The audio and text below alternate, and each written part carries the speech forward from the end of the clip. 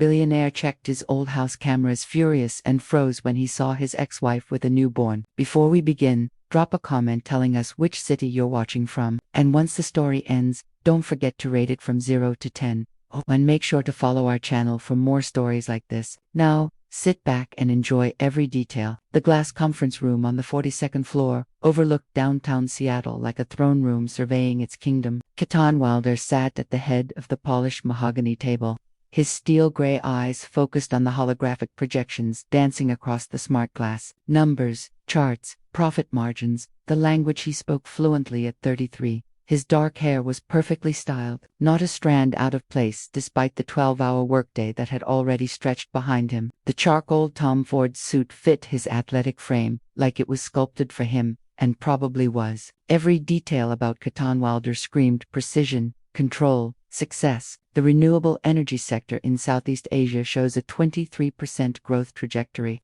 His lead analyst, Thompson, was saying through the video feed from their Bangkok office, "If we move quickly on the Indonesian solar farm project, we're looking at a potential $800 million revenue stream within 18 months. Katon nodded, his fingers drumming silently against the table. His company, Wilder Sustainable Technologies, had grown from a small startup in his garage to a multi-billion-dollar empire in just 5 years. Clean energy, smart grids, revolutionary battery technology. He had his hands in every aspect of the green revolution. What about the regulatory hurdles? Katon's voice was deep, measured, the kind of voice that commanded attention in boardrooms around the world. Minister Hartano is optimistic. We have a preliminary meeting scheduled for the soft chime of his phone interrupted Thompson mid-sentence. Katon glanced at the screen, expecting another urgent message from his assistant or perhaps the mayor's office about the wind farm project in Oregon. Instead, he saw something that made his blood freeze. Security alert, motion detected, Mercer Island residence. His finger hovered over the notification, the Mercer Island house, the house he hadn't set foot in for 7 months, the house where she still lived. Mr. Wilder, Thompson's voice seemed to come from underwater. Sir, should we proceed with the timeline discussion? Katon's thumb moved almost of its own accord,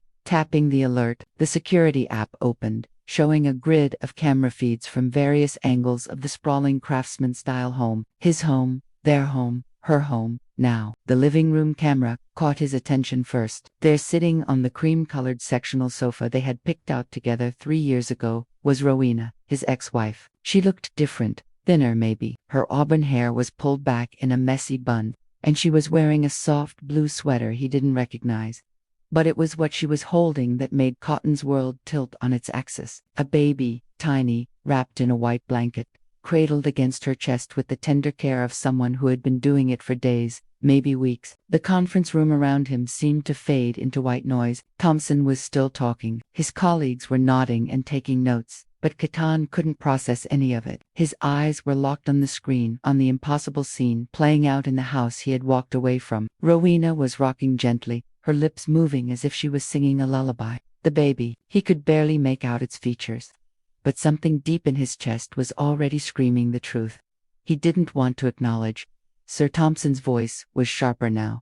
Mr. Wilder, can you hear me? Katon stood abruptly, his chair rolling backward with enough force to hit the glass wall behind him. 6 pairs of eyes turned to him, concern and confusion written across their faces. Cancel everything, he said. His voice, cancel every meeting for the rest of the day, maybe the rest of the week. But sir, the Indonesian project, I said, cancel everything. Katon was already moving toward the door, loosening his tie as he walked. Have my driver bring the car round. Now, he didn't wait for responses. He was already in the elevator, watching the numbers count down as his heart hammered against his ribs. 7 months. The baby looked newborn, maybe a week old at most. The math was simple. Devastating, undeniable. As the elevator descended toward the parking garage, Katon stared at his reflection in the polished steel doors. The man looking back at him was still the billionaire CEO who commanded respect in every room he entered. But underneath the expensive suit and perfect exterior,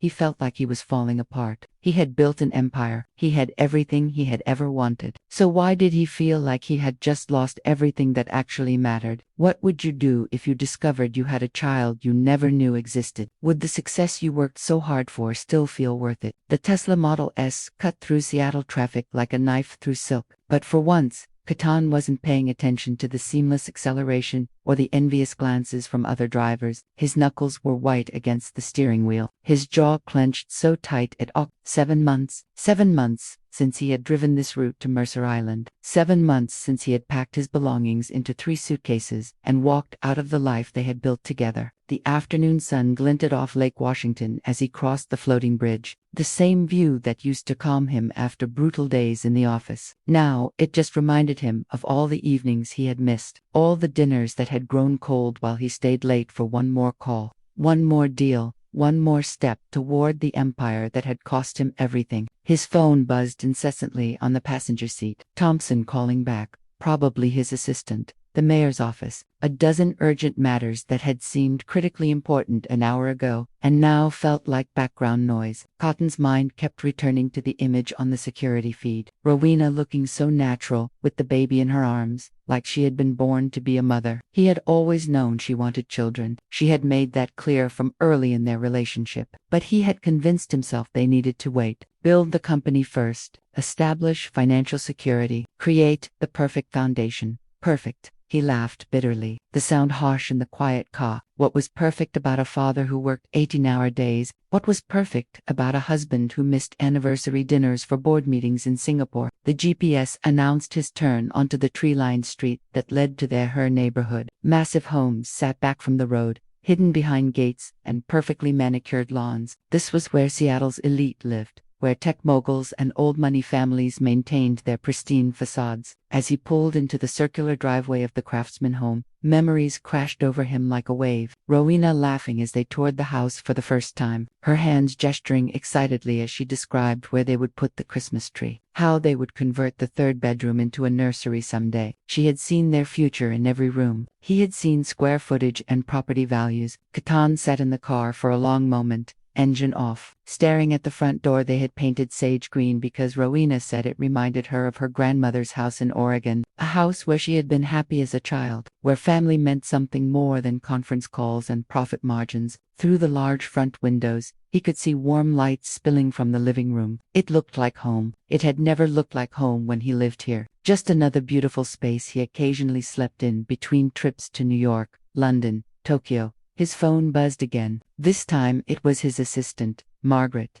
Mr. Wilder, I have the Indonesian minister's office holding online, too, and the Times wants a comment on the renewable energy bill that just passed committee. Should I reschedule your 4 o'clock with the venture capital group from Silicon Valley? Cancel everything, Margaret. I told you. Yes, sir. But the Indonesian project deadline is tomorrow, and if we don't respond to the minister by then, let it go. The words felt foreign in his mouth. Katon Wilder didn't let billion-dollar deals slip away because of personal matters. He prioritized. He won, except he was starting to realize that winning in business might mean losing at everything else. Sir, I don't understand. This is the largest sustainable energy contract in Southeast Asian history. If we walk away now, Margaret, I have to go. He ended the call and turned off the phone entirely. In 5 years of running WST, he had never gone completely dark. His board would panic. His investors would demand answers. The business press would speculate about everything from hostile takeovers to health crisis. But right now, none of that mattered. Katon stepped out of the car and walked slowly toward the front door. His key still worked. Rowena had never changed the locks, despite his lawyer's recommendations during the divorce proceedings. She had been surprisingly gracious about everything, actually. No demands for alimony beyond what he insisted on providing, no fights over assets, no vindictive social media posts or interviews with business magazines. She had simply signed the papers and wished him well. At the time, he had been grateful for her maturity. Now he wondered if her calm acceptance had been a sign that she was already moving on, already building a life that didn't include him, already carrying his child and deciding he didn't deserve to know. His hand was on the doorknob when he heard it. A soft sound from inside, a baby's cry, quickly hushed by Rowena's gentle voice. He could hear her murmuring something, probably a lullaby or just soothing words. For the first time in 7 months, Katon Wilder, master of the universe, was afraid to open a door. The door opened before he could turn the handle. Rowena stood in the doorway, and for a moment, time seemed to fold in on itself. She looked exactly as he remembered. Those warm hazel eyes that had first captured his attention in a crowded coffee shop 5 years ago. the delicate curve of her jaw, the way she tilted her head slightly when she was thinking. But there were new lines around her eyes, a weariness that hadn't been there before. She was wearing soft gray leggings and an oversized cream sweater that made her look smaller, more fragile than the confident woman who used to challenge his business decisions over breakfast. Her auburn hair was longer now, falling in loose waves past her shoulders instead of the sleek bob she had worn during their marriage. "You still use the cameras," she said quietly. It wasn't a question. Katon's mouth felt dry. "Rowena, I figured you'd come eventually." She stepped back from the doorway. Not quite an invitation, but not blocking his path either. "Though I thought it might take you longer to notice." He stepped inside, his eyes immediately drawn to the living room, where he had seen her on the security feed. The baby wasn't visible now, probably sleeping upstairs. Everything else looked exactly the same furniture they had chosen together, the same artwork on the walls, the same throw pillows Rowena had insisted would warm up the space. It was like walking into a museum of their life together. "How long?" His voice came out rougher than he intended. "Dylan is 8 days old." She closed the door softly behind him, leaning against it as if she needed the support. "Born last Tuesday at 3 o'clock in the morning, 7 pounds, 4 ounces. Perfectly healthy." Dylan. She had named him Dylan. "That's not what I meant." Katon turned to face her fully. "How long have you known? How long were you going to keep this from me?" Something flickered across her face. Hurt, maybe. Or anger. "Keep it from you, Katon. You asked for a divorce because you didn't want to be a father. You said you couldn't be the kind of man I needed, the kind of father a child deserved. So, I respected that choice. But this is my son." The words came out louder than he intended, and Rowena immediately glanced toward the stairs. "Keep your voice down," she said sharply. "And yes, he's your son, but you made it very clear that wasn't something you wanted." Katon ran his hands through his hair, destroying the perfect styling. This wasn't how he had imagined this conversation going during the frantic drive over. He had pictured himself being calm, rational, in control. Instead, he felt like he was drowning. "When did you find out?" he asked, quieter this time. Rowena was quiet for so long he thought she might not answer. When she finally spoke, her voice was barely above a whisper. "After you moved out, I was late, and I thought it was just stress from everything we were going through. But when the test came back positive," she shrugged, a gesture that tried to look casual, but didn't quite succeed. "You had already made your decision about us, about children. I wasn't going to trap you with something you didn't want." "Trap me?" Katon stepped closer and she straightened against the door. "Rowena, this is my child. You should have told me why." The question came out sharp, cutting. "So you could resent him the way you were starting to resent me. So you could love him in the 15 minutes between phone calls with Tokyo and video conferences with London." The words hit him like a physical blow. "That's not fair, isn't it?" Rowena pushed off from the door, walking toward the kitchen. "Katon, in the last year of our marriage, do you know how many dinners we had together? Do you know how many weekends you spent at home, instead of in some conference room or on a plane?" He followed her into the kitchen where she began making coffee with movements that seemed automatic. Muscle memory, the same routine she had followed every morning when they were married. Except now she was making it for one. "I was building something," he said. "For us, for our future." "No." She turned to face him, and he was startled by the intensity in her eyes. "You were building something for you, your empire, your legacy. I was just there waiting for you to remember I existed." A soft cry drifted down from upstairs, and Rowena's entire demeanor changed instantly. The tension in her shoulders melted away, replaced by something that looked like peace. "I have to go to him," she said, already moving toward the stairs. "Can I?" Katon's voice caught. "Can I see him?" Rowena paused at the bottom of the staircase, her hand on the banister. For a moment, he thought she might say no, and maybe he would deserve it. "He's probably hungry," she said finally. "But after that, yes, you can meet your son." As she disappeared up the stairs, Katon sank onto one of the kitchen stools they had bought at a farmer's market in Pike Place 3 years ago. Rowena had haggled with the vendor for 20 minutes, while Katon checked emails on his phone, barely paying attention to the transaction that had made her so happy. Now, sitting in the kitchen alone, he realized he couldn't remember the last time he had sat still for more than 5 minutes without his phone, without a meeting, without some urgent crisis demanding his attention. From upstairs, he could hear Rowena's voice, soft and musical, talking to Dylan, not singing exactly, but that gentle stream of consciousness that mothers seem to have with their babies. She was telling him about his day, about the weather, about how the cherry tree in the backyard was starting to bloom. She sounded happy, genuinely, peacefully happy in a way she hadn't sounded in the months before their divorce. And for the first time since he had left, Katon wondered if maybe she was better off without him. 20 minutes passed in the kitchen before Rowena's footsteps descended the stairs. Katon had spent the time studying the small changes she had made to their home. A new set of coffee mugs with tiny cartoon animals, a stack of parenting books on the counter, a baby monitor with its small screen showing an empty crib. She appeared in the doorway holding a small bundle wrapped in a soft blue blanket. Her hair was pulled back in a fresh ponytail, and she had changed into a clean white t-shirt. There was something different about her posture now, more confident, purposeful. This was her domain. "He just finished eating," she said, her voice softer than it had been during their tense conversation. "He's usually pretty calm after feeding." Katon stood frozen by the kitchen island, his hands gripping the marble countertop. He had negotiated billion-dollar deals with world leaders, given presentations to rooms full of skeptical investors, built a company from nothing into a global powerhouse. But the thought of holding his own son terrified him. "I don't know how," he admitted quietly. For the first time since he had arrived, Rowena's expression softened completely. "No one knows how at first. Here, sit down." She guided him to the plush sectional sofa in the living room, the same spot where he had watched her through the security camera. The afternoon light streaming through the large windows created a warm golden atmosphere that seemed to wrap around them. "Support his head," Rowena instructed as she carefully transferred Dylan into Katon's arms. "Just like that. You're bigger than he's used to, so move slowly." The weight of his son settled against Katon's chest, and the world shifted on its axis. Dylan was so small, so impossibly fragile, with wisps of dark hair that looked exactly like Katon's baby pictures. His tiny features were perfect. A button nose, rosebud lips, and when his eyes fluttered open, they were the same steel gray as his father's.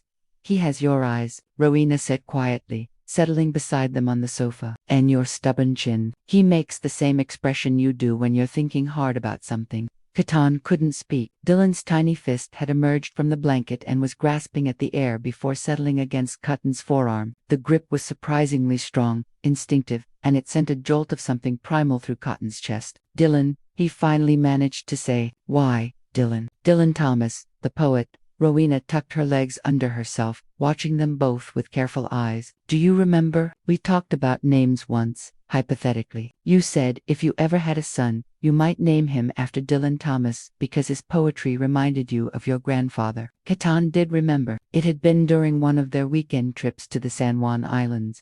Lying on a blanket, watching clouds drift across the sky, they had talked about everything and nothing. Dreams, fears, the future they might build together. He had told her about his grandfather, the only family member who had believed in his environmental technology ideas when everyone else thought he was wasting his Stanford MBA on pipe dreams. "You remembered that." His voice was rough with emotion. "I remembered everything, Katon." There was no accusation in her tone, just sadness. "Every conversation we had about the life we wanted, the house we'd live in, the children we'd raise, the way we'd balance work and family. I remembered all of it while I was sitting in that doctor's office staring at an ultrasound screen by myself." Dylan made a small sound, something between a sigh and a coo, and both parents immediately focused on him. Katon found himself naturally adjusting his hold, bringing Dylan slightly higher so he could see his face better. "He's beautiful," Katon whispered. "He's perfect. He kept me up until 4 this morning," Rowena said, but there was nothing but love in her voice. "Apparently, he's going to be as demanding as his father."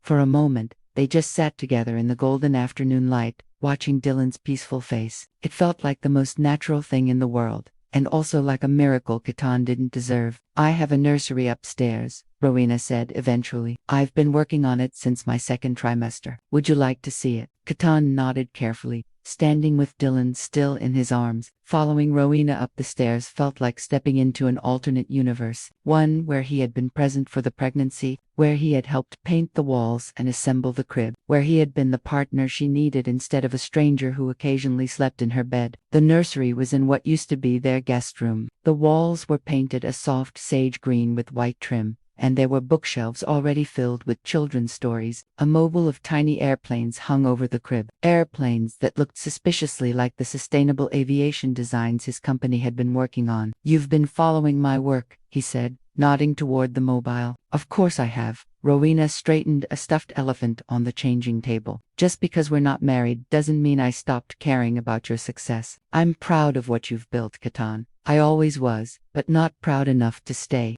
The words slipped out before he could stop them, and Rowena turned to face him fully. I didn't leave because I wasn't proud of you, she said firmly. I left because I was disappearing. Every day I felt a little more invisible, a little more like a placeholder in your life instead of a partner. And I realized that if I stayed, I would start to resent you, and that would have destroyed us both. Dylan stirred in Katon's arms, making small movements that suggested he might wake up soon. Without thinking, Katon began to rock gently, the motion feeling surprisingly natural. I never wanted you to feel invisible, he said softly. I thought I was protecting our future, making sure we'd never have to worry about money or security. I know, Rowena's voice was gentle but firm. But Katon, I never needed you to be a billionaire. I just needed you to be present. I needed to feel like I mattered more than the next deal. As if responding to their conversation, Dylan opened his eyes and looked directly at Katon. For a long moment, father and son simply stared at each other, and Katon felt something fundamental shift inside his chest. This tiny person was part of him,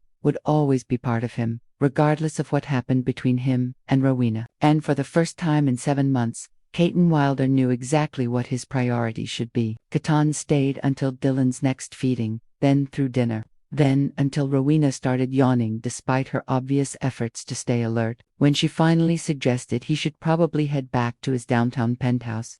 It was nearly 10 o'clock and he felt like he was being asked to leave his own life behind. Can I come back tomorrow? The question came out more vulnerable than he intended, like a teenager asking for a second date. Rowena paused in the middle of collecting Dylan's burp cloth from the coffee table. Katon, I need to know what this is. Are you here because you feel guilty? Because you think you should be? Or because you actually want to be part of his life? I want to be part of his life. The answer came immediately, surprising him with its certainty. I want to be part of both your lives if you'll let me. Both our lives. Rowena straightened, holding the cloths against her chest like a shield. Katon, we're divorced. Dylan doesn't change that, doesn't it? He stood from the sofa, running his hands through his hair. Rowena, today has been the first day in months that I felt like myself. The real me, not the CEO version, or the billionaire version. Just me. She was quiet for a long moment, studying his face in the soft lamplight. Dylan was asleep in his bouncy seat, one tiny fist curled against his cheek, oblivious to the conversation that would shape his entire future. The man I fell in love with disappeared long before you asked for a divorce, she said finally. He got buried under stock reports and board meetings and the constant pressure to be bigger, better, more successful. If that man wants to be part of Dylan's life, then yes, but I won't let my son grow up the way I lived those last 2 years, always waiting for someone who's never really there. Katon felt something crack open in his chest. What if I could change? What if I could find a way to balance it all? With respect, Katon, you've been saying that for 3 years. After this deal, things will calm down. Once we get through this quarter, when the company goes public, I'll have more freedom. But there was always another deal, another quarter, another goal that was more important than coming home for dinner. The truth of her words hit him like cold water. How many times had he made those exact promises? How many anniversaries had he missed? How many weekend plans had he cannot? How many conversations had been interrupted by urgent phone calls that could have waited until Monday? I've been thinking about something all day, he said quietly. When I got that security alert, I was in the middle of an $800 million negotiation, the biggest deal in my company's history. And you know what I did? I walked out. I left a room full of investors and executives, mid-sentence, and didn't look back. That's because this was shocking. No, he moved closer to where she stood. That's because for the first time in years, something mattered more than the deal. You and Dylan mattered more than the deal. And if I can do it once, I can learn to do it again. Rowena set the burp cloths on the side table, her movements careful and deliberate. What exactly are you saying? I'm saying I want to try. I want to be the father Dylan deserves and the partner you should have had. I know I don't deserve another chance, but I'm asking for one anyway. Partners? Her voice was barely above a whisper. Katon, we tried that. We had 3 years of marriage to figure it out, and we couldn't make it work. We were different people then. I was different. I thought success meant working harder than everyone else, being available every second, never turning down an opportunity. But today, holding Dylan, watching you with him,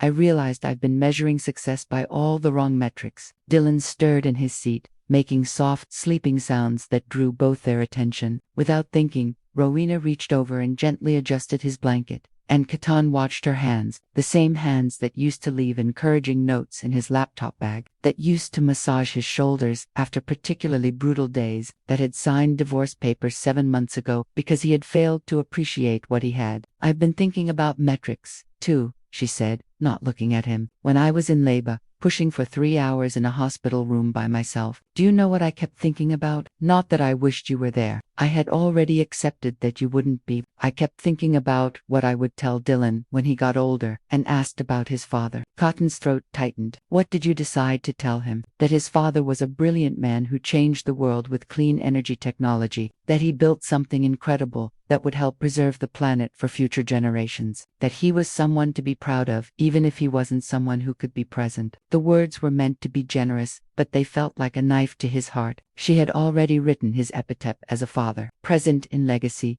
absent in life. "I don't want that to be his story," Katon said firmly. "I don't want him to be proud of what I built if it means he barely knows who I am. I want to teach him to ride a bike and help him with homework and be there when he graduates and gets married and has children of his own." That's a beautiful picture, Katon. But wanting something and being able to sustain it are two different things. What happens when the company needs you in Singapore for 2 weeks? What happens when there's a crisis that only you can handle? What happens when the next big opportunity comes along and you have to choose between being present for your family and being successful in your career? It was the same argument they had had dozens of times during their marriage, but now it carried the weight of real consequences. Dylan would grow up with or without his father's presence, and that choice was entirely up to Katon. "Then I guess I need to redefine what success looks like," he said. "Maybe success isn't being the CEO who never says no. Maybe it's being the father who never misses bedtime." Rowena looked at him for a long moment,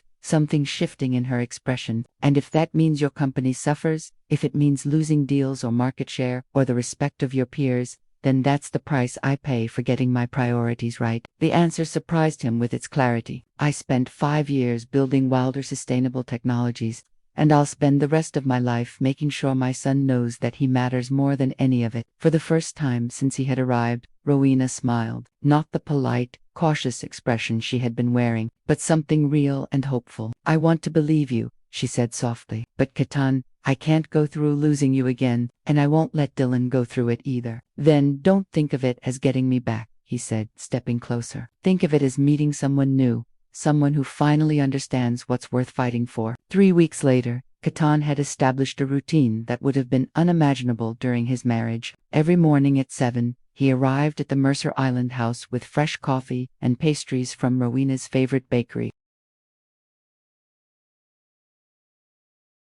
He changed Dylan's diaper, gave him his morning bottle while Rowena showered, and spent an hour just talking to his son about everything and nothing. The weather, the stock market, his plans for the day. The business world had noticed his absence. Forbes ran a speculative article titled, "Where is Katon Wilder?" The Wall Street Journal questioned whether WST's mysterious CEO was having health issues. His stock price had dipped 3% and his board of directors had started scheduling urgent meetings that he consistently rescheduled. None of it seemed to matter when Dylan wrapped his tiny fingers around Katon's thumb. "You're getting good at this," Rowena said, watching him expertly swaddle Dylan after a feeding. She was curled up in the corner of the sofa, wearing soft leggings and one of Katon's old Stanford hoodies that she had apparently kept after the divorce. Her hair was in a messy bun, and there were dark circles under her eyes from the sleepless nights that came with a newborn, but she looked more beautiful to him than she ever had in evening gowns at corporate galas. "I've been practicing," he admitted. "I bought 3 different parenting books and watched about 50 YouTube videos on diaper changing."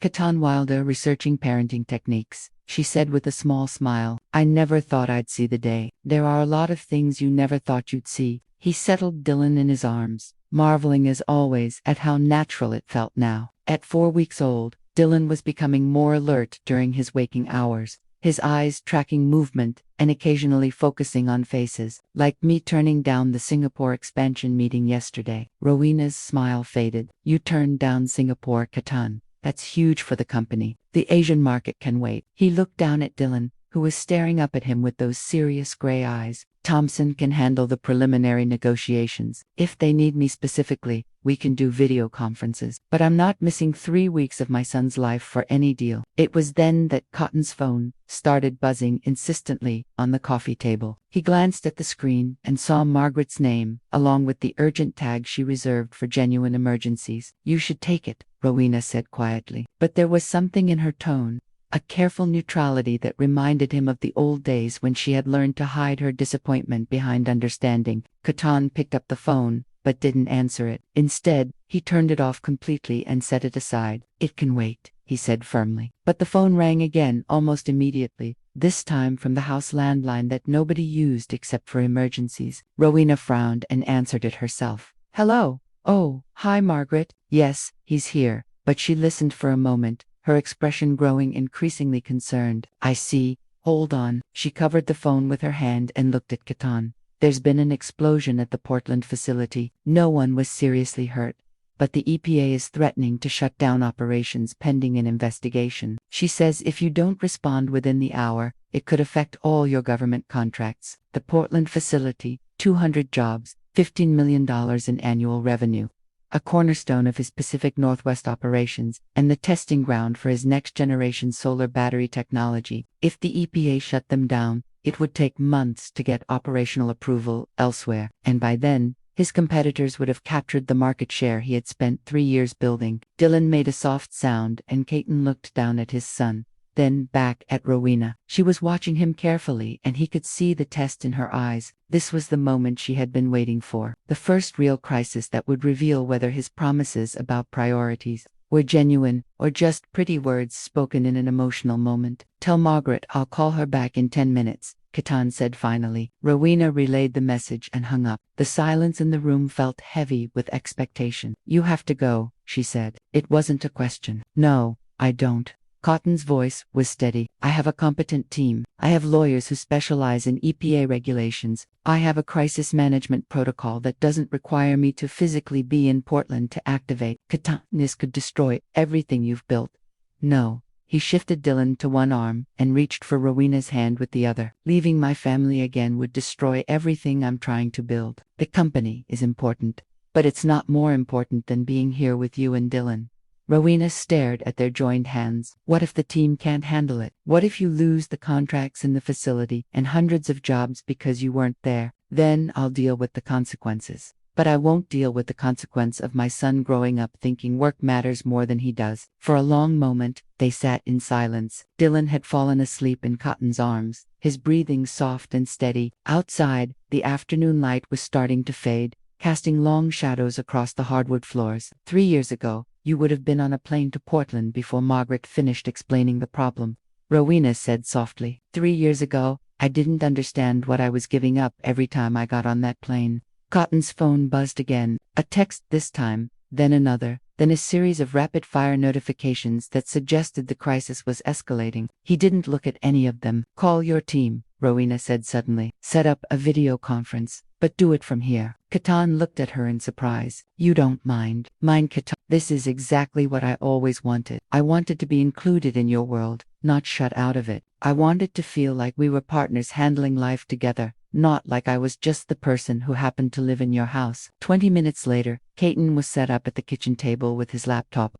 connecting to a crisis management call with his legal team, his Portland facility manager, and 2 EPA liaisons. Rowena sat nearby with Dylan, occasionally offering input when Katon asked for her perspective. She had, after all, worked in administrative support long enough to understand crisis communication protocols. As the meeting progressed and it became clear that the explosion had been caused by faulty equipment from a subcontractor rather than any environmental violation by WS, Katon found himself more focused and decisive than he had been in months. Without the pressure of traveling and the distraction of being away from what mattered most, he could think clearly about solutions. "The EPA is satisfied with our safety protocols," his legal counsel reported as the call wrapped up. "The facility can reopen Monday with enhanced monitoring and will file an insurance claim for the equipment damage." Crisis averted. After he closed the laptop, Rowena looked at him with something that might have been pride. "See," she said, You didn't have to choose between being a good CEO and being a good father. You just had to choose to do both from the same place.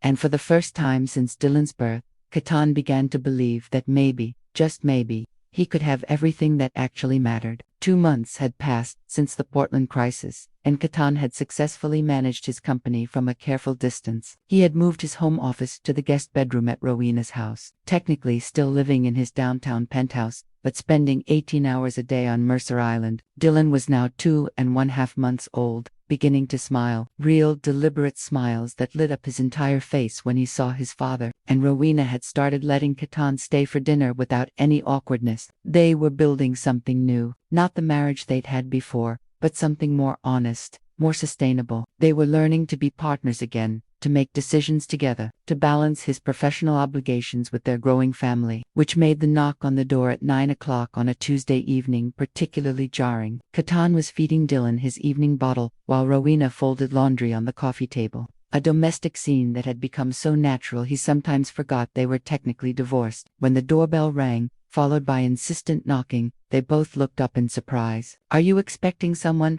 Rowena asked, setting down a tiny onesie. "No, you." She shook her head, moving toward the front window to peek through the curtains. Her posture immediately tensed, and when she turned back to Katon, her face had gone pale. "It's Vanessa Cromwell, Katon's business partner, the brilliant and ruthlessly ambitious woman who had helped him secure his first major investment round 4 years ago. She was also his ex-girlfriend from college, someone who had re-entered his life during the shakiest period of his marriage and had made no secret of her belief that Rowena was holding him back professionally. "What does she want?" Katon stood carefully, still holding Dylan, who was contentedly working on his bottle. "I don't know, but she looks upset." Rowena moved away from the window. "You should answer it." The knocking came again, more insistent this time, followed by Vanessa's voice calling through the door. "Katon, I know you're in there. Your car is in the driveway, and we need to talk now." Rowena and Katon exchanged a look. During their marriage, Vanessa had been a source of constant tension,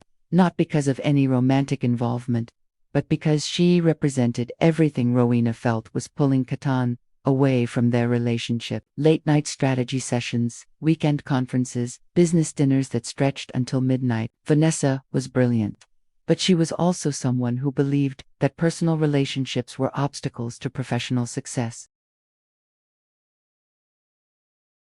"I'll handle this," Katon said, but Rowena was already moving toward the door. "No, I'll get it. This is my house." There was steel in her voice, the same tone she had used during their worst fights about work-life balance. She opened the door to reveal Vanessa in a perfectly tailored burgundy dress and designer heels, her platinum blonde hair styled in a sleek bob. Even at 9 o'clock on a Tuesday, she looked like she had just stepped out of a boardroom. Her pale blue eyes immediately went to Katon, holding the baby, and her expression shifted from frustrated to something closer to shock. "So, it's true," she said, stepping into the foyer without being invited. "The rumors about you having a child. I thought surely someone was mistaken, or that it was some kind of elaborate cover story for a breakdown." Vanessa Katon's voice was carefully controlled. "What are you doing here?" "What am I doing here?" She laughed, but there was no humor in it. "Katon, you've been MIA for 2 months, you've turned down 3 major acquisition opportunities, declined to attend the Clean Energy Summit in Geneva, and just this week, you told the board you won't be available for the investor meetings in New York. Do you have any idea what people are saying about WST's leadership?" "I imagine they're saying exactly what they always say when someone chooses family over profit margins," Rowena interjected quietly. Vanessa's gaze shifted to her, sharp and assessing. "Rowena, I heard about the divorce. I'm sorry it didn't work out." The words were polite, but there was something underneath them that suggested she wasn't sorry at all. "It's working out fine, actually," Rowena replied evenly. "Is it?" Vanessa looked back at Katon. "Because from where I'm standing, it looks like you're throwing away everything we've built together for the sake of playing house with your ex-wife and a baby." "That, careful." Katon's voice was low, dangerous. Dylan had finished his bottle and was now looking around with the alert curiosity of a 2-month-old who was learning to focus on faces. "Very careful how you finished that sentence." Vanessa seemed to realize she had crossed a line, but she pressed forward anyway. "Katon, be realistic. You can't run a billion-dollar company from your ex-wife's living room. The board is starting to ask questions about your commitment, and frankly, So am I my commitment. Katon shifted Dylan to his shoulder, patting his back gently. Vanessa WST had its most profitable quarter in company history while I've been playing house. Our environmental impact ratings are at an all-time high, and we just secured the largest renewable energy contract in Washington state history. What exactly am I supposed to be more committed to? To growth, to expansion, to becoming the kind of global leader that changes entire industries. Vanessa's voice rose slightly, her composure cracking. You used to have vision, Katon. You used to want to revolutionize how the world thinks about sustainable technology. Now you're content to manage from the sidelines, while your competitors take market share, and the real innovators pass you by. The real innovators. Rowena stepped closer to Katon, not quite touching him, but making her allegiance clear. Vanessa, he's revolutionized remote leadership, improved company culture, and maintained profitability while being present for his family. That sounds pretty innovative to me. This isn't about innovation, Vanessa said, her mask slipping entirely now. This is about him choosing a smaller life because he's afraid of the bigger one. The accusation hung in the air, like a challenge. Dylan made a soft sound against Katon's shoulder, and without thinking, Katon began the gentle swaying motion that had become second nature. You want to know what I'm afraid of? Katon said quietly. I'm afraid of becoming the kind of person who thinks success is only measured by market cap and industry rankings. I'm afraid of missing my son's first word because I'm in a conference room in Tokyo. I'm afraid of waking up at 65 and realizing I spent my life building something impressive for strangers, instead of something meaningful for the people I love. That's exactly what I'm talking about, Vanessa said, frustration clear in her voice. You've lost your edge. You've gotten soft. No, Rowena said firmly. He's gotten smart. He's figured out what actually matters. Vanessa looked between them, something shifting in her expression. I see what this is. You've managed to convince him that this domestic fantasy is what he really wants. But Katon, you and I both know that 6 months from now, you're going to be climbing the walls. You're going to miss the thrill of the deal, the satisfaction of beating the competition, the rush of building something bigger than yourself. Maybe, Katon said, but I'll also have been here for 6 months of my son's life. I'll have seen him learn to roll over and sit up and maybe even take his first steps. And that feels like a pretty good trade-off. For the first time since she had arrived, Vanessa looked genuinely uncertain. She stared at Dylan, who had fallen asleep against Katon's shoulder, and something flickered across her face. Longing maybe, or regret. You're making a mistake, she said finally, but the conviction had gone out of her voice. The only mistake I made, Katon replied, was waiting so long to figure out what success actually looks like. After Vanessa left, the house felt eerily quiet. Katon had put Dylan down in his crib upstairs, and now he and Rowena sat on opposite ends of the sofa, the space between them feeling wider than it had in weeks. She was folding the same baby blanket for the third time, her movements mechanical and distracted. She's not wrong, you know, Rowena said finally, not looking at him. Katon's stomach dropped. About what? About the company. About your competitors gaining ground while you're here changing diapers and attending pediatrician appointments. She set the blanket down and finally met his eyes. Katon, I've been watching the industry reports. Tesla just announced a new battery technology that's remarkably similar to what your team was developing 2 years ago. And that German company Brennan Industries. They secured the contract for the European wind farm project that WST was bidding on. How do you know about Brennan Industries? Because I still care about your success, even if we're not married. Her voice was soft but firm. I get Google alerts for WST news. I read the quarterly reports. I know that your stock price has been stagnant for 3 months, while your main competitors have seen 15 to 20% growth. Katon ran his hands through his hair, a gesture that had become automatic whenever he felt the weight of impossible choices. So, what are you saying? That I should go back to being the man who missed your birthday 3 years in a row because of business trips? No.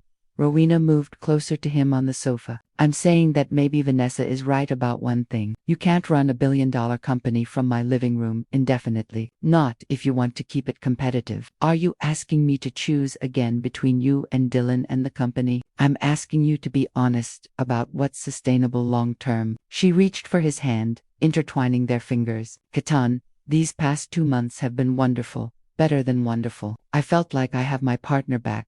Like we're building something real together. But I also see how you look sometimes when you're on those video calls, when you're managing a crisis from 3,000 meters away. You miss being in the room where decisions are made. The truth of her words hit him harder than he wanted to admit. Just last week, during a crucial negotiation with a potential client in Vancouver, he had felt the frustration of trying to read body language through a laptop screen, of missing the subtle cues that could make or break a deal. He was good at remote management, but he had built his reputation on being the kind of CEO who could walk into any room and command it. "What if I don't want to miss being in this room anymore?" he asked, gesturing around the living space where Dylan's bouncy seat sat next to his laptop, where bottles and business documents shared space on the coffee table. "Then we figure out a different way." Rowena squeezed his hand, but running from the problem isn't the same as solving it. Before Katon could respond, his phone started ringing. Margaret again, which probably meant another crisis that required his immediate attention. He had been ignoring most of her calls lately, delegating through email and text, but something about the timing felt ominous. "Take it," Rowena said. "Whatever it is, we'll handle it together." Katon answered the call, putting it on speaker so Rowena could hear. "Mr. Wilder, thank God, I've been trying to reach you for 2 hours." Margaret's voice was tight with stress. "The board called an emergency meeting for tomorrow morning. Vanessa convinced them that there needs to be a formal discussion about leadership direction for the company." "What kind of discussion?" "The kind where they ask you to choose between full-time executive presence or transitioning to a chairman role, while someone else takes over day-to-day operations." Margaret paused. "Sir, I think they're preparing to ask for your resignation as CEO."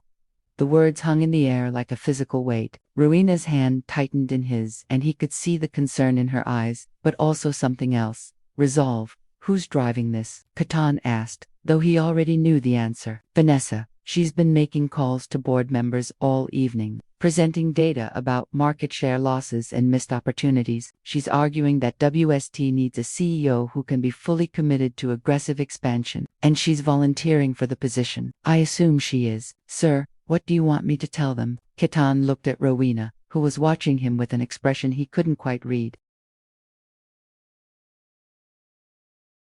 "Tell them I'll be there tomorrow morning." After he hung up, they sat in silence for several minutes. From upstairs came the soft sound of Dylan stirring in his sleep, that gentle rustling that both parents had learned to distinguish from the cries that meant he needed attention. "So this is it," Rowena said finally. "The moment where you have to decide what kind of life you actually want." It feels like Vanessa is forcing the decision. "No." Rowena turned to face him fully. "Vanessa is just making explicit what was always going to happen eventually. You can't have one foot in each world forever. At some point, you have to choose where you want to build your life. And if I choose wrong, there is no wrong choice, Katon. There's only the choice that aligns with who you want to be." She stood up from the sofa, pacing to the window that overlooked the back garden where they had once planned to build a swing set. "But I need you to know that whatever you decide tomorrow, Dylan and I will be okay. We've been okay for 7 months without you, and we can be okay again if that's what it comes to." "I don't want you to be okay without me," he said quietly. "I want you to be happy with me. Then fight for that, but fight for it because it's what you genuinely want. Not because you feel guilty or obligated, or because you're afraid of what people will think if you choose differently." Upstairs, Dylan began to cry, not the sleepy fussing from a few minutes earlier, but the urgent wail that meant he was hungry or needed changing. Rowena moved toward the stairs automatically, but Katon caught her hand. "I'll get him," he said. "I want to get him." As he climbed the stairs toward his son's nursery, Katon realized that the choice had already been made. Not tomorrow in a boardroom full of executives who measured success in quarterly reports and stock prices, but months ago when he had first held Dylan in his arms and understood what it meant to love something more than his own ambition. The question now wasn't what he wanted to choose. The question was whether he had the courage to choose it. Publicly, in front of people who would never understand why a billionaire would walk away from his empire for the chance to read bedtime stories and teach his son to ride a bike. But as he lifted Dylan from his crib and felt those tiny arms reach for him in the darkness, Katon knew that some decisions were worth any price. The WST boardroom on the 44th floor had always been Katon's domain. Floor-to-ceiling windows offered a commanding view of Elliott Bay, and the sleek conference table could seat 20 executives in Italian leather chairs that cost more than most people's cars. He had closed billion-dollar deals in this room, hired and fired executives, and made decisions that affected thousands of jobs across 3 continents. Now, Walking into the space he had designed to project absolute power, Katon felt like a stranger in his own empire. 9 board members were already seated around the table, their expressions ranging from concerned to openly hostile. Vanessa sat at the far end, her posture perfect, a stack of documents arranged precisely in front of her. She had changed from the previous night's burgundy dress into a sharp navy suit that made her look every inch the CEO she clearly intended to become. "Good morning, Katon," said Richard Hartwell, the board chairman and one of WST's earliest investors. His tone was carefully neutral, but Katon could read the disappointment in his weathered face. "Thank you for making time for this meeting." Of course, Katon took his usual seat at the head of the table, the position he had occupied for 5 years. "Though I have to say, calling an emergency session to discuss my leadership seems a bit dramatic, is it?" This came from Patricia Joe, the venture capitalist who had pushed WST's Series C funding 3 years earlier. "Katon, in the past quarter, you've declined to attend 3 major industry conferences, turned down acquisition opportunities worth over $2 billion, and delegated critical negotiations to subordinates. Meanwhile, our stock price has flatlined while our competitors surge ahead." "Our stock price has been stable," Katon corrected, "and our quarterly profits are up 12% from last year." "Stable isn't good enough," Vanessa interjected smoothly. "Not in our sector." Tesla's energy division grew 28% last quarter. Brennan Industries captured the European contracts we should have won. First Solar just announced a breakthrough in efficiency that leapfrogs our technology by 18 months. She slid a tablet across the table toward him. "This is what happens when a company's leadership becomes distracted." Katon glanced at the data without picking up the tablet. He had seen these numbers already, had spent late nights analyzing market trends and competitor strategies. Vanessa wasn't wrong about the external pressures, but she was fundamentally misunderstanding what success looked like in the long term. "You're right," he said, surprising everyone in the room. "WST is facing increased competition. The sustainable energy sector is evolving rapidly, and companies that don't adapt will get left behind. But the solution isn't to double down on the same unsustainable leadership model that burns out executives and destroys families." Katon Richard said gently, "No one is questioning your personal choices. We understand that becoming a father changes a man's priorities, but we have a fiduciary duty to our shareholders, and right now, they're asking hard questions about whether you can provide the kind of focused leadership WST needs to remain competitive." "What kind of leadership is that exactly?" Katon stood up, moving to the windows that overlooked the city where he had built his empire. "The kind where I'm on a plane 300 days a year, where I take calls during my son's first Christmas, where I miss every important moment in my family's life because there's always another deal, another conference, another crisis that only I can handle. The kind where you're present," Vanessa said sharply, "physically present, mentally present, emotionally invested in the success of this company. You built WST from nothing.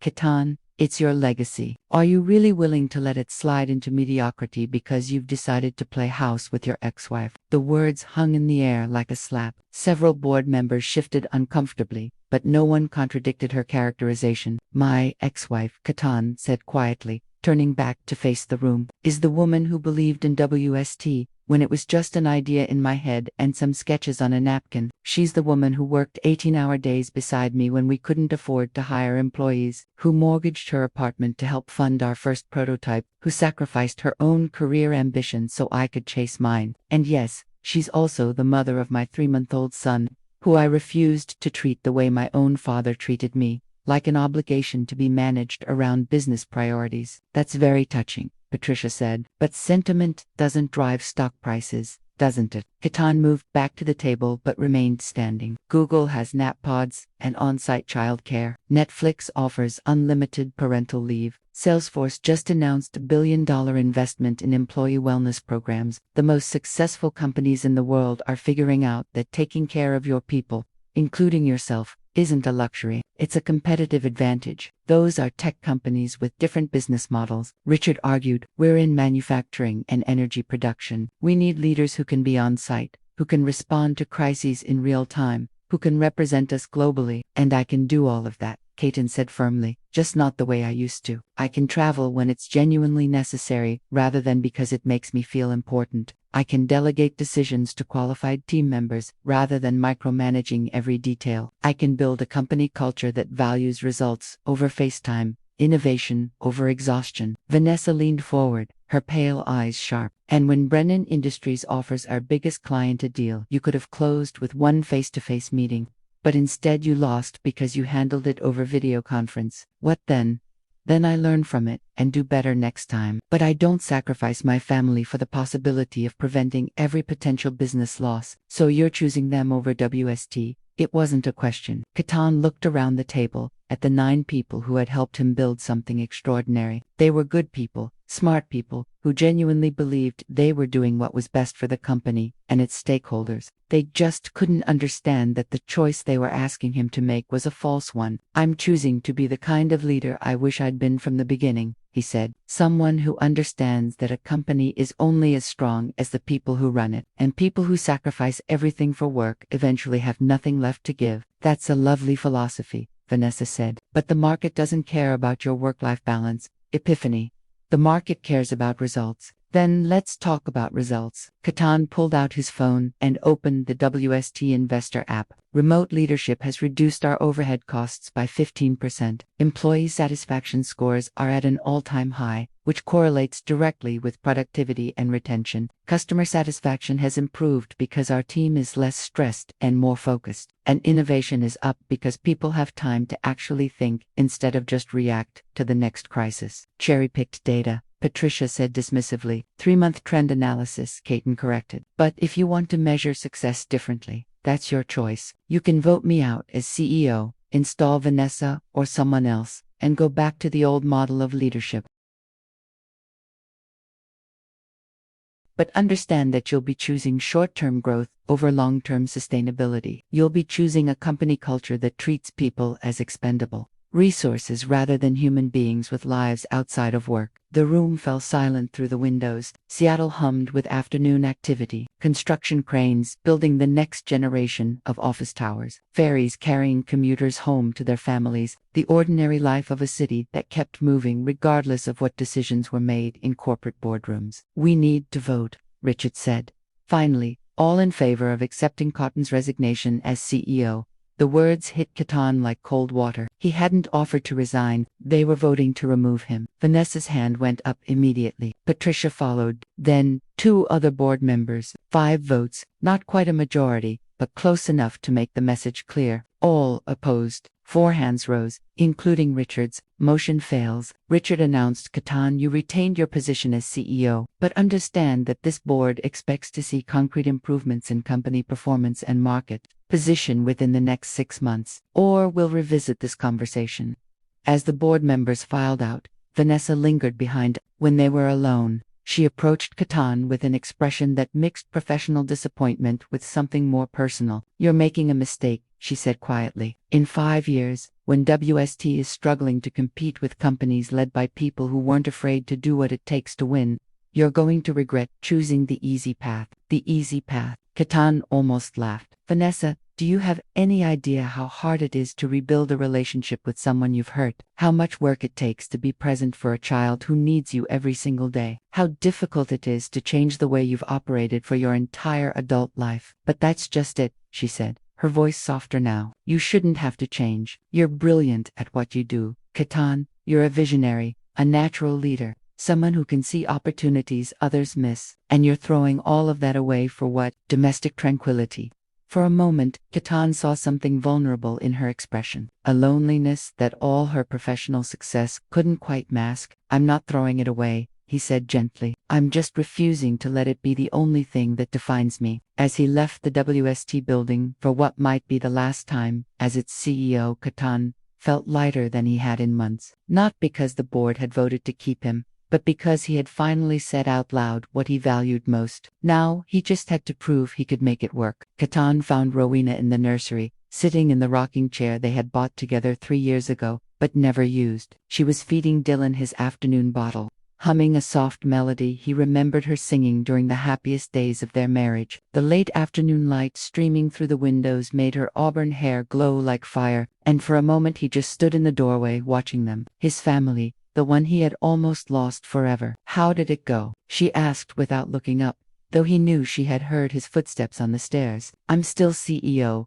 barely, He moved into the room, settling on the floor beside her chair. 5 votes to remove me, 4 to keep me. Richard cast the deciding vote and Vanessa voted against me as expected. But Rowena, he reached up to touch Dylan's tiny hand, which immediately grasped his finger with that instinctive grip that still amazed him. I realized something in that boardroom. I've been approaching this all wrong. She finally looked down at him, eyebrows raised in question. I've been trying to prove that I can be the same CEO I always was, just with better boundaries, but that's not what needs to happen. I need to become a completely different kind of leader, the kind who builds sustainable success instead of chasing quarterly victories. Dylan had finished his bottle and was making those satisfied baby sounds that meant he was ready for a nap. Rowena lifted him to her shoulder, patting his back gently. What does that look like practically? It looks like restructuring the entire company around remote leadership and distributed decision. It looks like promoting people who understand that innovation comes from well-rested minds, not exhausted ones. It looks like making WST a place where having a family isn't seen as a liability, but as an asset that makes you a more complete human being. That's a big gamble, Rowena said softly. What if the board was right? What if companies like yours need the traditional model to stay competitive? Katon stood and moved to the window, looking out at the back garden where cherry blossoms were beginning to fall like snow. Then we'll find out together, because I'm not going back to being the man who chose work over everything else. I can't, Rowena. I won't survive it, and neither will we. She was quiet for a long moment, rocking gently as Dylan settled into sleep against her shoulder. When she finally spoke, her voice was barely above a whisper. Katon, I need to tell you something about why I really didn't tell you about the pregnancy. He turned from the window, something in her tone making his chest tighten. It wasn't just because I thought you didn't want children. It was because I was terrified that if you knew, you'd try to do the right thing. You'd try to be present and involved, but you'd resent Dylan and me for taking you away from the life you really wanted. And I couldn't bear the thought of watching you slowly grow to hate us. The words hit him like a physical blow. Rowena, I could never. I know that now, she interrupted gently. I know that because I've watched you these past few months. I've seen how you look at him, how naturally you've taken to being his father. But at the time when I was scared and alone and still healing from the divorce, I convinced myself that protecting you from an obligation was the same as protecting all of us from heartbreak. Katon moved back to her, kneeling beside the rocking chair. You were protecting yourself, too, from having to watch me fail again. Maybe, she smiled sadly, but I also robbed you of the chance to surprise me. To surprise both of us. Dylan had fallen completely asleep, his tiny face peaceful and perfect against Rowena's shoulder. Without speaking, she stood and moved to his crib, laying him down with the practiced ease of someone who had been doing this alone for 3 months. Katon watched her every movement, struck by how natural she looked as a mother, how right this all felt when they were together. I have something to ask you, he said as she adjusted Dylan's blanket. Something that might sound crazy, crazier than restructuring a billion-dollar company around work-life balance, much crazier. He took a deep breath. Marry me again. Rowena's hand stilled on the blanket. Katon, I know how it sounds. I know we just got divorced 7 months ago. And I know I have no right to ask you to trust me again. But Rowena, these past few months have shown me what our marriage could have been if I had understood what really mattered. You, Dylan, the life we built together. That's my success story. Not the stock price or the magazine covers or the respect of people who measure worth and quarterly earnings. She turned to face him, tears visible in her eyes. What if you change your mind? What if 6 months from now you miss the adrenaline rush of closing billion-dollar deals and traveling the world? What if this domestic life starts to feel small compared to the empire you're giving up? Then I'll remember this moment, he said, moving closer to her. I'll remember holding our son for the first time and feeling like I finally understood what I was put on this earth to do. I'll remember the way you looked at me when I chose to stay home during the Portland crisis, like you were proud of who I was becoming. I'll remember that the biggest deal I ever closed was convincing you to give me another chance. I never said I was giving you another chance. No, he admitted, but you let me stay. You let me be part of Dylan's life. You included me in decisions and trusted me with feelings and made space for me in this house we used to share. That's not nothing, Rowena. She was quiet for a long time, looking down at their sleeping son. When she finally spoke, her voice was steady but careful. If we do this, if we try again, it has to be different. Not just your priorities, but the way we communicate, the way we make decisions, the way we handle conflict. I won't go back to being the wife who smiles and supports while slowly disappearing inside. I don't want that wife, Katon said firmly. I want the partner who challenges my assumptions and calls me out when I'm being an idiot. I want the woman who's smart enough to run her own company, but chose to help me build mine. I want the mother of my children who's strong enough to raise them alone but generous enough to let me learn how to be the father they deserve. Children, Rowena raised an eyebrow. Plural, I'm hoping, he said with a smile that felt like the first genuine one he'd managed in months. I figured Dylan's going to need someone to boss around, and I'd like to give him at least one sibling who shares his opinion of bedtime stories. For the first time since he had arrived that afternoon, Rowena laughed, the real laugh that had first made him fall in love with her in a crowded coffee shop 5 years ago. You're assuming I'll say yes. I'm hoping, he repeated, but Rowena, even if you're not ready for marriage again, I want you to know that I'm not going anywhere. I'll be here for Dylan, for you, for whatever version of family you're comfortable building. I'll prove that I've changed, not with words, but with presence, not with promises, but with showing up every single day. She moved to the window, looking out at the garden where they had once planned to build a swing set. Ask me again in 6 months, she said finally, after you've proven to yourself and the board that your new approach to leadership actually works. After you've survived the sleepless nights and teething in all the ordinary challenges of being a full-time parent. Ask me when you're sure this isn't just guilt or novelty or the fear of being alone. And if I ask you in 6 months, she turned back to him, and he saw something in her eyes that hadn't been there during their marriage. Hope tempered by wisdom, love strengthened by experience. Then I'll give you an answer that's not based on fear, she said. An answer that's based on who we've both become and who we want to be together. As they stood together in their son's nursery, watching Dylan sleep in the golden afternoon light, Katon realized that this was what he had been working toward all along without knowing it. Not the perfect ending, but the honest beginning. Not the guarantee of success, but the promise of presence. And for the first time in his adult life, that felt like more than enough. 6 months later, the October morning was crisp and golden. The kind of Pacific Northwest autumn day that made Seattle feel like the most beautiful city in the world. Katon sat on the back deck of the Mercer Island house, laptop balanced on his knees, participating in a video conference with the WST team in Germany, while Dylan napped in his carrier beside him. 8 months old now, Dylan had his father's steel-gray eyes and his mother's stubborn determination. He was sitting up on his own, babbling constantly, and had recently discovered the joy of throwing everything within reach onto the floor. Katon had learned to conduct business calls while simultaneously retrieving toys, and somehow this had made him a more effective communicator, not less. The Berlin facility is exceeding efficiency projections by 12%. Klaus, his German operations manager, was reporting through the laptop screen. The new wellness protocols you implemented have reduced sick days by 30% and increased innovation metrics across all departments. Excellent work, Klaus. How's the employee satisfaction survey looking? Highest scores in company history. The flexible scheduling and remote work options have been particularly popular with our team members who have young children. Katon smiled, glancing down at Dylan, who was chewing thoughtfully on a teething ring. Turns out, people work better when they don't have to choose between their careers and their families. After ending the call, Katon closed the laptop and lifted Dylan from his carrier. The baby immediately reached for his father's hair, which had grown longer and less perfectly styled in recent months. Rowena said it made him look younger, more approachable. The business press had initially speculated that his more casual appearance signaled a lack of focus, but WST's continued growth had quieted most of the critics. Not all of them, of course. Vanessa had left the company 4 months ago to start her own sustainable energy firm,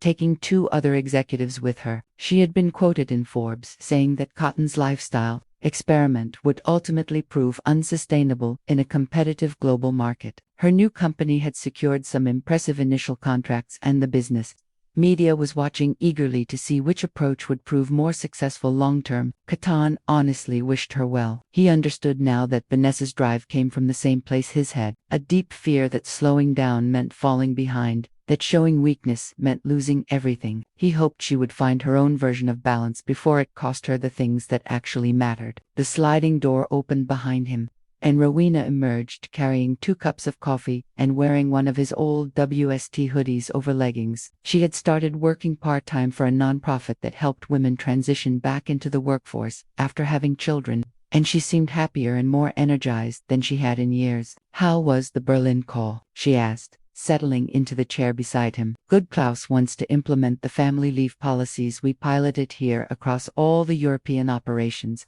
Katon shifted Dylan to one arm so he could accept the coffee. "And I got an interesting call from Richard this morning. Oh, WST stock price hit an all-time high yesterday. Apparently, investors are responding positively to our new leadership model. They're calling it sustainable capital. The idea that companies perform better when they treat employees as complete human beings rather than just productivity units." Rowena raised an eyebrow. "So, your radical experiment in work-life balance is making money, lots of money," Richard said. "3 other Fortune 500 companies have reached out, asking to consult on implementing similar policies." Katon laughed, bouncing Dylan gently as the baby started to fuss. "Who would have thought that revolutionary business strategy would involve spending time with your family?" "Anyone who's ever actually had a family," Rowena said dryly. "But I'm glad the rest of the business world is catching up." They sat in comfortable silence for a few minutes, watching the autumn light filter through the trees they had planted together during their marriage. The garden looked different now, less formally landscaped, more lived in. There was a small swing hanging from the old oak tree, and colorful toys scattered across the grass from Dylan's morning playtime. "I have something to tell you," Rowena said eventually, and something in her tone made Katon look at her more closely. "Good something or bad something?" "Good something, I think," she smiled, but there was nervousness in her expression. "I got a call from Stanford yesterday. They want me to apply for a position in their new sustainable business program. It would mean teaching graduate students about integrating environmental and social responsibility into corporate strategy." "Rowena, that's incredible. That's exactly the kind of work you've always wanted to do." "It would also mean going back to school part-time to finish my MBA. And it's in Palo Alto. Which means we'd have to move." Katon felt a flicker of the old panic, the fear of change, of disruption to carefully constructed plans. But then Dylan grabbed his nose and made a delighted gurgling sound, and he remembered that the best parts of his life had come from unexpected changes. "When would you start?" "Next fall. If I get accepted. If I decide to apply." She was studying his face carefully. "Katon, I don't want to assume anything about us, about our future. We're not married. We're not even officially back together. I don't know if you'd want to uproot your life from my career." "Are you kidding?" Katon shifted Dylan to his other arm, reaching for Rowena's hand. "Do you know how proud I am of you? How incredible it makes me feel to know that my son's mother is the kind of woman who gets recruited by Stanford to teach the next generation of business leaders. But your company can be run from anywhere with good internet and an airport. In fact, Silicon Valley might be the perfect place to expand our West Coast operations." He squeezed her hand. "Besides, I seem to remember promising you that I'd support your dreams this time around, not just expect you to support mine." Tears appeared in Rowena's eyes. "You really wouldn't mind?" "Mind, Rowena. I'd be honored to follow you to your next adventure." Dylan chose that moment to reach for his mother, making the demanding sounds that meant he wanted attention from both parents simultaneously. As Rowena took him and settled him between them on her lap, Katon marveled at how natural this felt, the 3 of them together making plans, building a future that included everyone's dreams. "There's something else," Rowena said, her voice softer. "Now, you asked me something 6 months ago about trying again, about building something new together." Katon's heart rate picked up. "I remember. I've been thinking about it, about us, about what we've built these past 9 months." She looked down at Dylan, who was contentedly chewing on her finger. "You've kept every promise you made. You've been present for every doctor's appointment, every sleepless night, every milestone. You've shown me that you can be successful without sacrificing your family." And she met his eyes, and he saw the same love there that had first captivated him 5 years ago, but deeper now, tested and strengthened by everything they had survived together. "And I think it's time to stop being afraid of our own happiness." Katon felt his throat tighten with emotion. "Is that a yes?" "That's a yes to trying again, a yes to building something that includes both our dreams, a yes to believing that we can be better together than we ever were apart." She smiled, the radiant expression that had been missing for so long during their marriage. "But I have one condition." "Anything." "This time, I want a real wedding. not some courthouse ceremony between business trips. I want Dylan to be our ring bearer, and I want a reception where we actually get to dance together instead of you networking with potential clients."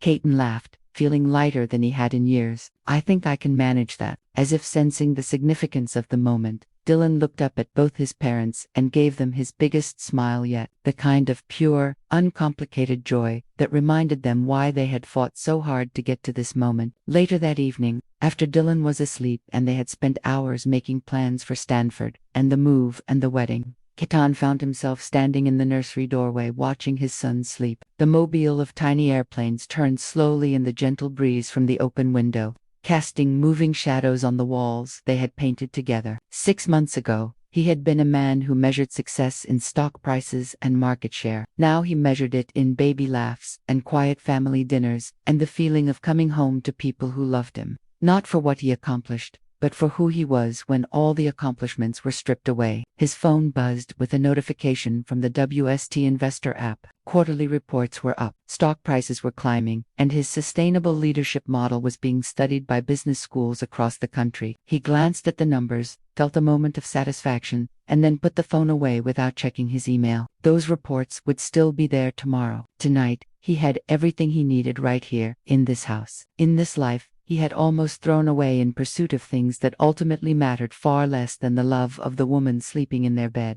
and the trust of the son breathing peacefully in his crib. Katon Wilder had finally learned the difference between being successful and being significant, and he had never been happier to be wrong about what mattered most. What would you have done in Katon's situation? Chosen the empire you built or the family you found? Sometimes the greatest success comes not from what we achieve, but from what we're willing to change for love. Your participation means a lot to the channel. Please share your thoughts in the comments. Thank you for watching. If you enjoyed the story, please subscribe to our channel and leave a comment below letting us know what you thought. Your feedback and support mean a lot to us. Stay tuned for more exciting stories.